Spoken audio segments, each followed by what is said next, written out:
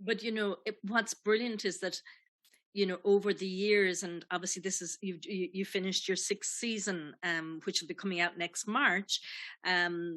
You've obviously seen what's happening in front of the camera, behind the camera. You've learned so much, which is something we'll come on to a little bit later on, in terms of your own personal ambition and so forth. But so obviously, yes, so you finished season 6, and you filmed that during lockdown, and so you wound up actually only just doing 8 episodes instead of the kind of traditional 13 episodes because of COVID, and because of the restrictions and so forth. But at the end of the last season, Claire obviously had been physically abused and obviously attacked, and obviously that's something that you then, in this series that you've just filmed, had to deal with, the kind of fallout of that, and Claire grappling with the trauma of this having happened to her. So it was kind of, it really brought your character in a whole new direction, because she's always so strong.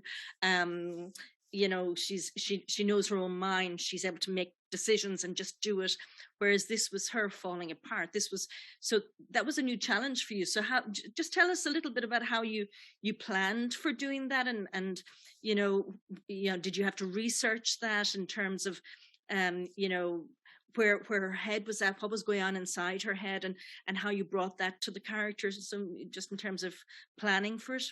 Yeah, well, I think Claire is someone, and I think it's partially because she's a doctor, but she's probably a doctor partially because she's able to do this. She's somebody who's very good at compartmentalizing things and being able to, that she's had so much trauma throughout her life, but she's always sort of managed to put it in a box and put it to one side and move ahead.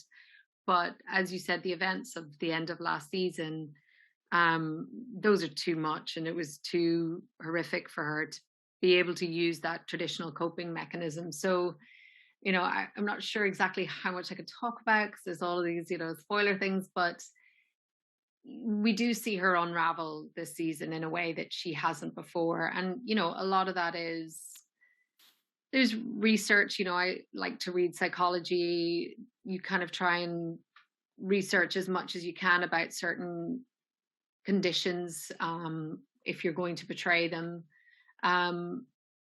And also we talked a lot we had Jamie Payne as one of our directors, who directed the last block of season 5. So he would have directed that whole attack and all of that.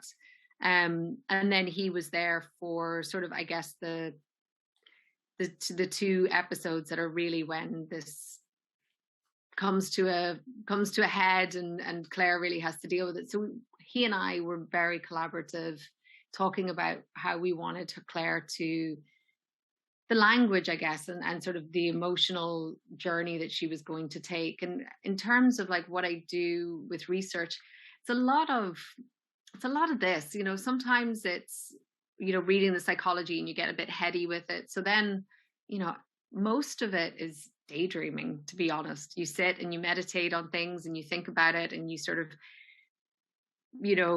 go through different scenarios in your own head, and you find the one that feels the most true to you, and the one that you think is the most connected to her and what her experience is. And, that's where I do most of my work, is just sort of sitting and daydreaming and imagining things.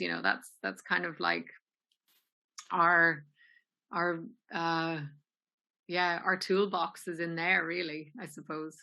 Yes, well, so it'll be interesting to see all of that unfold now on screen next March.